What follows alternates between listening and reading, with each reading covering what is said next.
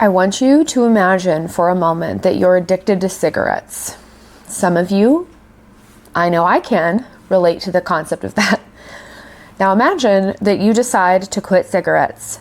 However, in your pursuit to quit smoking cigarettes, you are going to be surrounded with other people that are smoking for the rest of your life.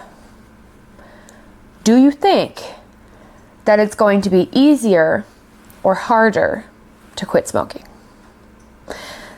That is how I feel about technology right now. And I want to talk about it because somehow I have been lucky enough to have a platform, all of you, and I just have a lot of thoughts, and I'm just feeling some type of way today about it all. Been very overstimulated for the last honestly, I feel like the last couple months I've just been like, ever since my car went kaput, I've just sort of been, I don't know, lots of tasks on the list every single day. So I want to talk about media today. I want to talk about technology and where we are, what's going on. I do this a lot on the channel. Maybe it's been a while since I've really talked about this kind of stuff, but this is definitely not something new to me. But I want to just go through a couple things that have been bothering me lately, and I want to talk about them. I have no solutions. That's the sneak peek for the ending of this video. I have no idea what to do. I have no solutions, no suggestions, no answers. I just want to sit down and complain for a little bit. And I know a lot of people who watch my channel and follow me are also autistic. If you did not know, I'm on the spectrum. I'm an autistic adult. I'm almost 26.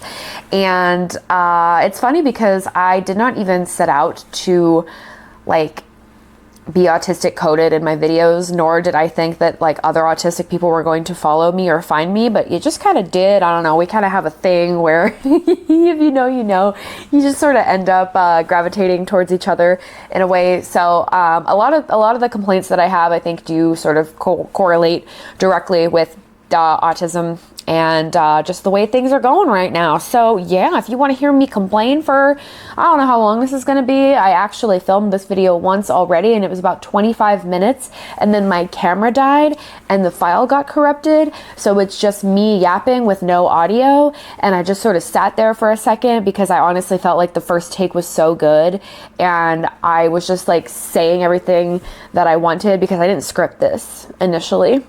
But now I have a little post-it note here, what I want to talk about in no particular order. This particular word I can't say on YouTube or else I'll get demonetized, but that's been ticking me off as well. So if you ever watched Family Guy, one of the older episodes where he does the news segment of the, you know what really grinds my gears?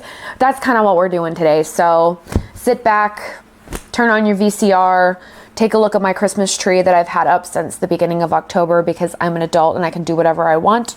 Do whatever you like. Let's talk about it. So, going back to my cigarette analogy, I am very much aware that I myself, I am not trying to say, first of all, that I am better than anyone else or that I'm some superior being because I've got it figured all out, because honestly, I'm screwed too. I'm addicted to Instagram Reels.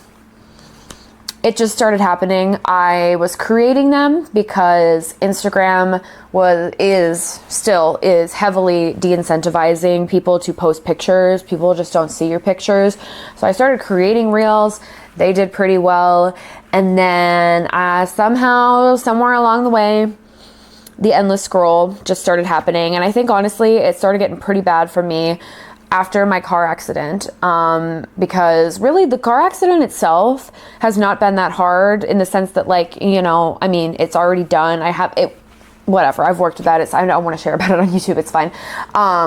But the actual logistics of the paperwork and getting things notarized and talking to attorneys and going places all the time and doing everything has just taken a toll on my mental health and my autistic brain. And for some reason, the first thought that I've gone to every time is I find myself flipping the screen, scrolling through the endless videos, and then before you know it, it's 2 hours and you've just been watching TikToks or whatever. TikTok Reels is all the same thing the entire time, and you're just kind of wow, I feel like I was just low-key hypnotized. Who even knows what I saw? And you know what, we all make comments about it, but genuinely, I'm scared.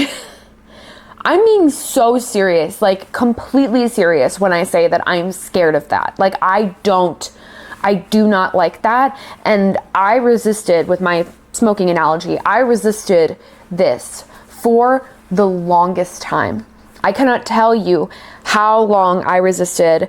I mean, I did download TikTok, and I've noticed, and I don't have TikTok anymore. Well, I do, but it's just back when I was doing beauty, there's a couple sponsored posts on there that I'm legally obligated to not delete, so they're still there. If that wasn't the case, I would have just deleted my account. But I do feel like TikTok specifically has a penchant for irritating people. Like they like to rage bait because people stick to that and they'll continue watching it. And there was one time where TikTok showed me a video of a rabbit being fed a McDonald's French fry. If you don't know, I have pet rabbits. I'm very serious about rabbits. I mean that.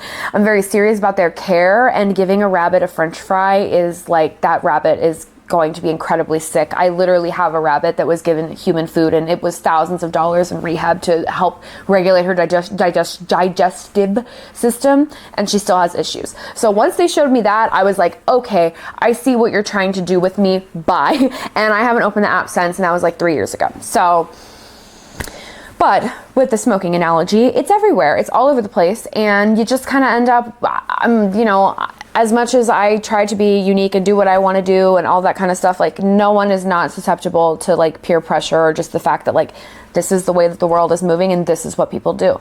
So I'm addicted to it, and it's very frustrating. And I personally think, because as an autistic person, I have meltdowns, I get overwhelmed, I can't handle things, I get stressed. It's like it preys on that, I guess. And so it literally is, to me, just like smoking or being addicted to something. It's the same thing. And I really find it incredibly upsetting and disturbing that this is the direction that we're moving in society. So that's one thing. Another thing that I wanted to talk about that's been irritating me, I think it's no secret that I haven't been uploading videos lately, except for the video about my Mazda, but that one was like a throwaway video. I didn't try at all. It was for me, quite frankly. I think at the time I said, if y'all want closure, but like, let's be honest, it was for me. Okay. That was all Yasmin all the time in that video. I was just very sad, and it calmed me down, kind of like what I'm doing here. It does calm me down to know that there are a couple thousand people in the world that at least understand me on some level and or are willing to listen to what I have to say, because I think I just feel crazy all the time with this whole technology thing. Like, I do not want my views and my extreme hatred of what's going on in the world to be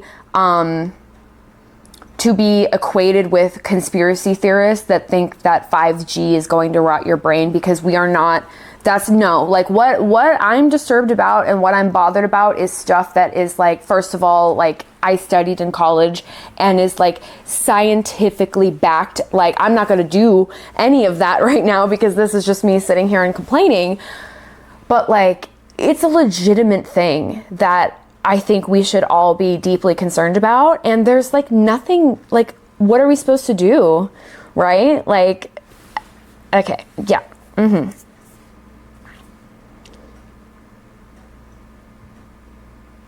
I'm sweating.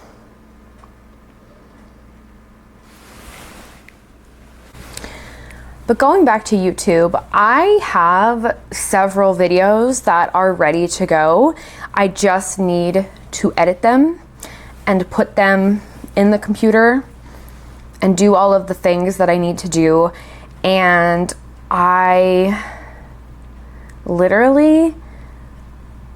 just can't.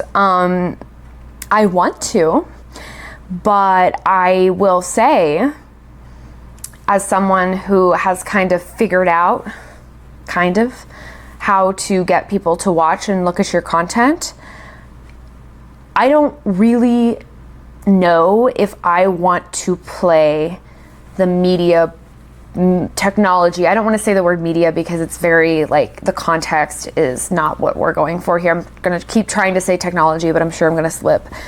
The technology demands landscape of also YouTube. I don't know if I want to play that game.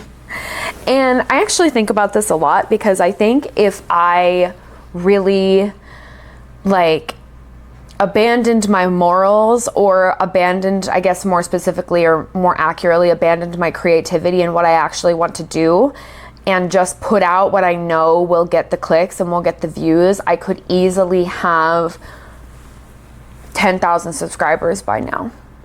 Probably more. When you start to be like favored by the YouTube algorithm, I don't know why I was, but like my first video that I did that is at like 90,000 views or something like that, which I would say is like where the majority of my audience came from.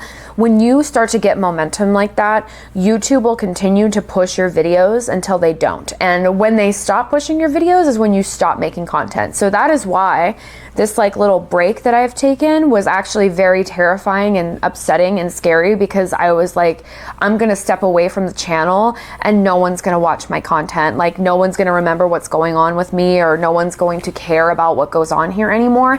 And just the sheer fact that I and so many other creators feel that way is just so sneaky and evil and wrong, and just makes me viscerally angry to the point where like when I go to sit down and edit a video, there's a lot of things that you have to think about when you're making a YouTube video if you actually want people to see it, which I do. I want people to see my content. I want people who understand me and vibe with me and get the assignment. I want those people to find me.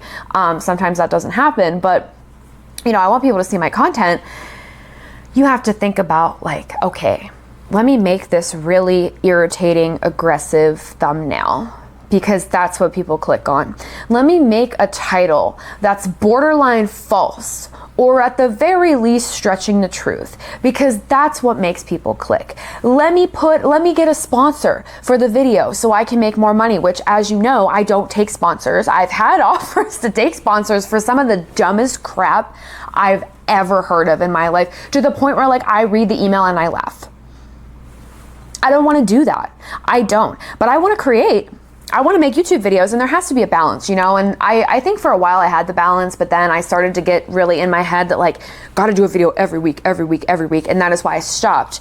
And the only reason why I'm uploading this video is because I've gotten so fed up and frustrated, and I think my friends are sick of hearing me complain and sound like a crazy person, because I don't think they feel it as much as I do. And you know what? I do think that part of this is about being autistic, because I am good at recognizing patterns. I am good at recognizing ulterior motives or underlying intentions. And this is something like technology in general is something that I've been interested in my entire life.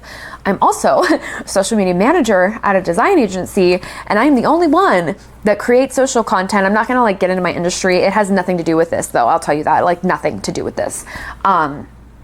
It's my full-time job. And so it's my job to know what people are gonna look at and what people are gonna click on.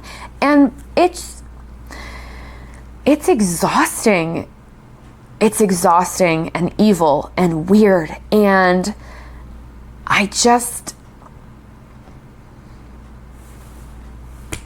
and it's not like I haven't tried to get away from this, right? I'm not gonna belabor the point, but you all know I have a flip phone. I have my Flip and I have my iPad. My iPad does not leave the house with me unless I need to navigate like maps to go someplace, but my new Mazda also has a navigation system with an SD card in there that has the maps. I just haven't figured out how to use it, so I'm not like super comfortable with it yet, but I do not scroll on my phone because I don't have a phone to scroll on. And I still feel overwhelmed. I still feel overstimulated. I still feel like the way everything is working right now is designed to just like grab my attention and hold me by the neck and just overwhelm me as much as they can. So it's like that like extreme amount of like dopamine or whatever, which by the way, I hate that word dopamine. I don't know why. It just, when I hear that word, I'm like, it's kind of like how some people in like 2010 hated the word moist, but getting off task. And it's so crazy because sometimes I'll be driving. There was the other day, I was driving, I saw somebody watching TikTok, flipping through TikTok at a red light. And I just wanted to cry. I was like so disturbed. And it's weird because there have been times where I put a lot of blame on myself, right? Where I'm like, how could I lack self-control so much that I'm addicted to blah, blah, blah, or I'm all over my phone and things like that. But you know what? I really, that's why I started with that smokers analogy, because it's really, really, really hard to not engage with something that is everywhere, especially if you're a creative person, which I certainly am. I have so many things I want to work on and create. I'm working on arguably too many projects. We know I'm working on too many projects. That's probably part of the reason why I get irritated, why I'm so irritated lately, because I'm working on too much. But that's not anyone. This is not psychology today. This is me talking about technology, but it just disturbs me. And I really feel like when I got rid of my smartphone, I really believe that is when my social skills flourished, because there have been many years where I had like literally no friends. Not a single friend. Social skills very poor. And for a while, what I would do is I would go to places like events or something to try to make friends. And then the second I felt like a twinge of anxiety, I would be buried in my phone and no one would talk to me, because I definitely think it sends like a, unspoken message when you're sitting on your phone that you don't want to talk, right? And so when I got rid of my flip phone, or got rid of my smartphone and got the flip phone, I have made so many friends. I have so many friends now that it's like a lot. I get overwhelmed.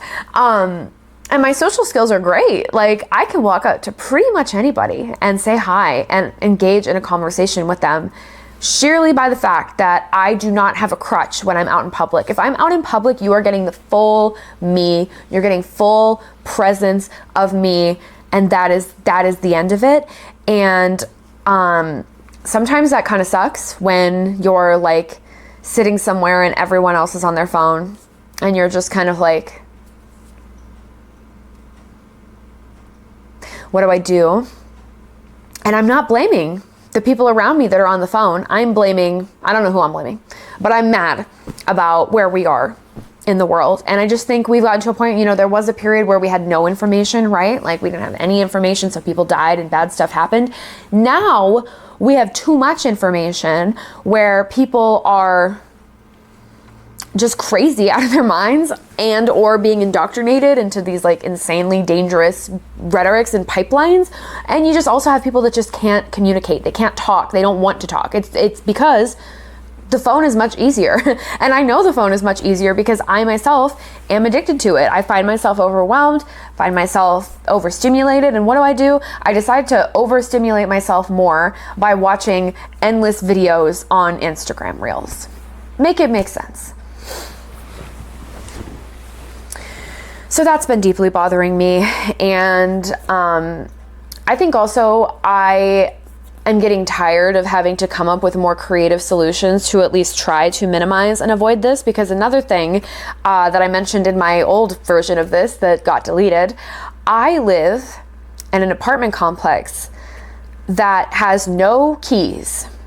It is a completely like technology, you have a little thing on your phone that opens doors based thing, and I can't participate because I don't have a smartphone. So I've been waiting for like months, ever since I moved in here, for them to give me a fob.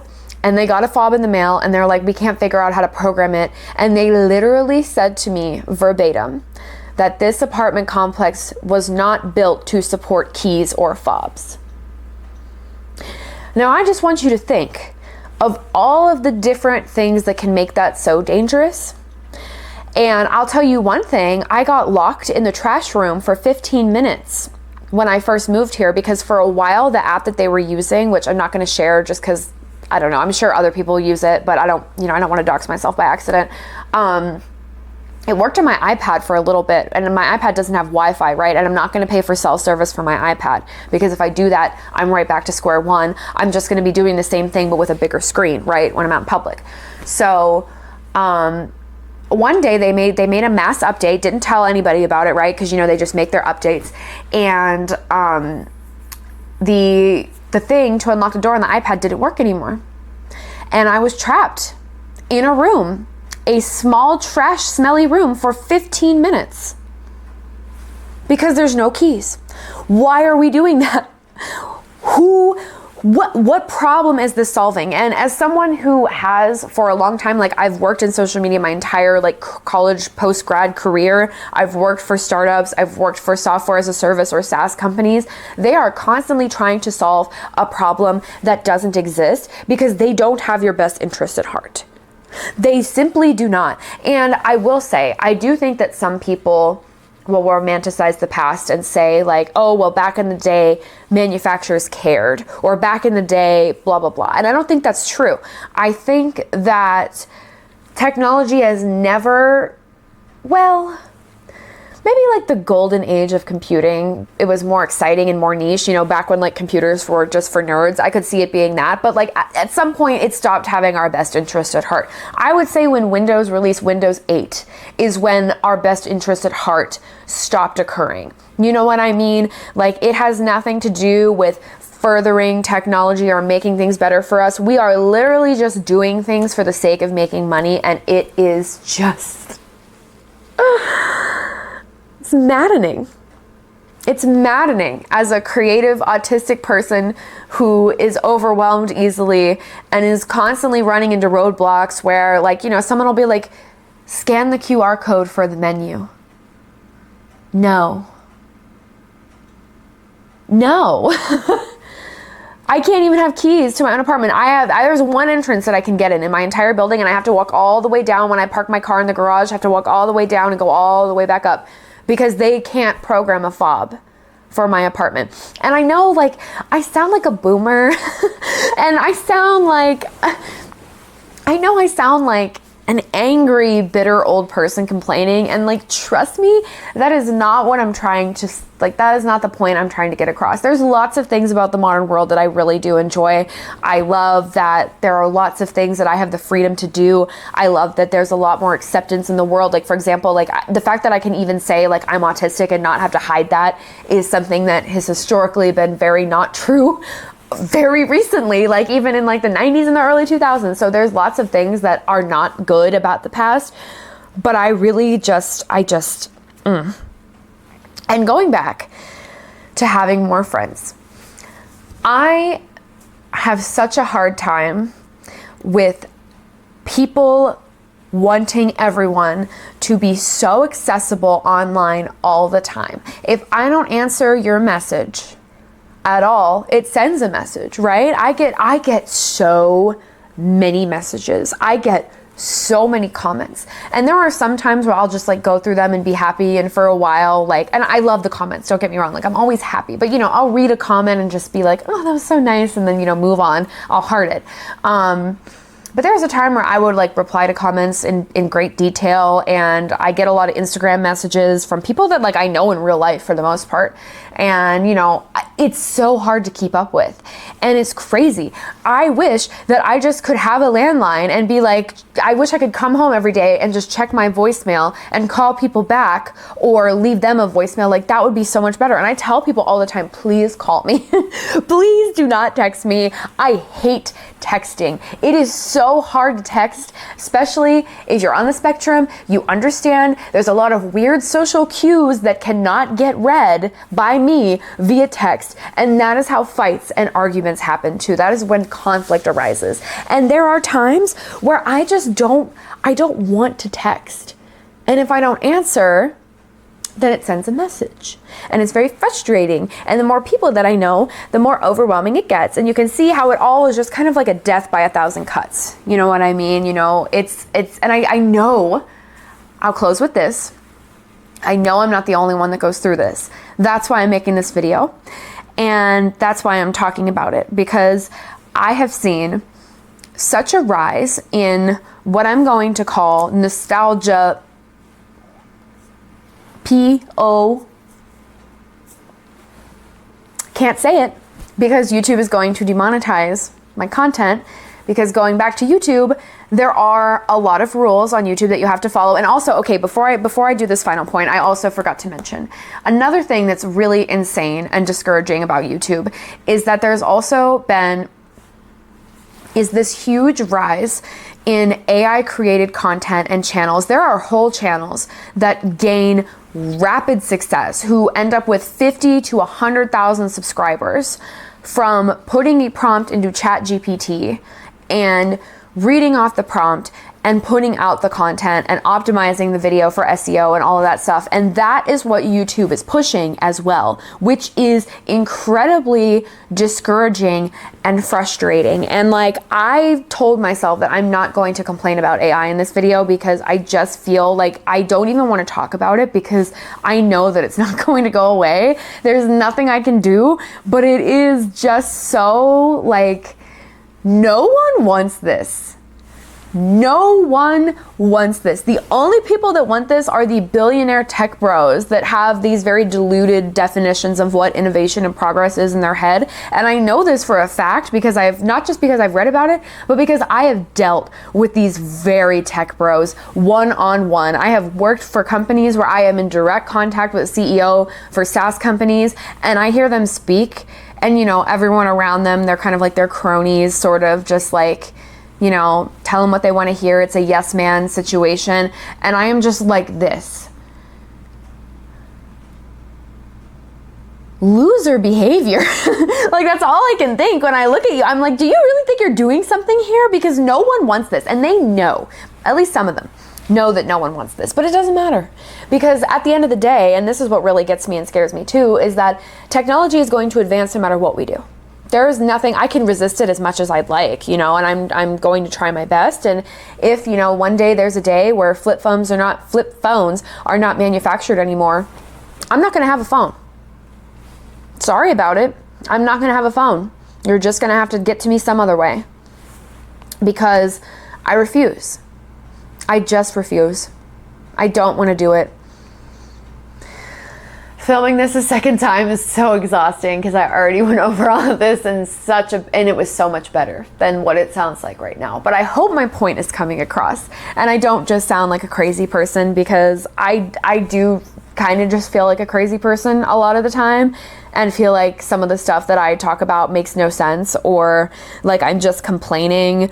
And I'm not trying to come across that way, and I'm not trying to act like I'm better than other people around me, because I don't think that it's any regular person's fault that we have a bunch of technology. If you have a phone, like, I'm not better than you for not having a phone. I physically can't live this way. Like, it's so overstimulating and so overwhelming and is so detrimental to my mental health that is why I am willing to jump through hoops and do all of these wildly inconvenient things just to ensure that I don't have to deal with it, or at least I can minimize the amount of dealing with it that I have to do. Okay, now I'm going to talk about the final point that I mentioned earlier, this nostalgia thing. I have noticed a significant rise in nostalgia, which is fine. Lots of people are nostalgic. I myself am guilty of being nostalgic to the point where it was damaging to me and I had to step back and stop, because I was like, it was bothering me so much. I was so nostalgic and so wanting to be in a different time that it was just not healthy for me. And I still have to teeter that line and be very careful, because there are still times where I will literally sit down and cry and just wish that I could grow up in a world where the same level of tolerance for groups of people that I care about is present, while also having a significantly less amount of technology present. Like, I want the best of both worlds. You know, I want to have my cake and eat it too, and that's not happening. I see these videos. A lot of them are AI generated videos, and it's so funny to me with the 80s specifically. Like, 80s and AI for some reason go together like this, especially like vaporwave aesthetics too go together like this. And I do not know how people are falling for this, because I see some of this content and I'm like, this is not what the 80s was. And I can tell when anything is AI, because it's so lifeless and soulless, and there's a lack of humanity within it. And I fear for the day when it gets smart enough, because it will, that you can't even tell that it was AI. that scares the crap out of me. But when I see those TikToks or those Instagram reels that plays like the nostalgic music, and it's like, point of view, you never grow up, or point of view, you're in the 80s, and it plays that like really like emotionally manipulative music that's very sad and disturbing and depressing, and it has all these like nostalgic pictures. When I see those videos, I block those accounts because it's detrimental to your mental health. Like it just is. But it's so common because so many people feel this way. I listen to playlists online. I love like Weather Channel stuff, like vaporwave kind of things, and all of the comments, even people who are really young, like way too young to even remember any of this, say like, I wish that we could go back to this type of situation. It's so prevalent. And I find that disturbing too, that a lot of like the content that's popular is content romanticizing a period that is just not in existence anymore. Like I just feel like the current world, pop culture, technology, whatever you want to call it, is just devoid of anything. Like we are just constantly looking back. We're rebooting the same shows over and over again. Nothing new is coming out because we live in a gray, soulless situation that's just really freaking depressing. And in order to survive, you kind of have to create your own niche and do your own thing. And that's exhausting. It just is. So yeah. That's it. I hope I don't sound like a crazy person, but if I do, you know, meh, what can I do? What can I say? This is genuinely how I feel about stuff. And I'm sure this is not the last time that I'll sit down and complain or vent about how frustrating it is. It's frustrating, and it's even harder being autistic because I just feel like the overstimulation is on extra 1,000, and I'm very good at recognizing patterns and manipulation, and I can just, it's so clear to me what's going on, and yet I, you know, still fall for it because, you know, I used to be a smoker. If I was surrounded by people that smoked all the time, I am sure I would start smoking again. It's plain and simple as that. It's human psychology. So yeah, if you like this video, please subscribe to my channel. If you watch to the end, if you could comment, "You're not crazy," to validate me, that would be really cute and great. You don't have to if you don't want to though, of course. Subscribe, you don't have to. I'll see you when I see you. Mwah. Bye.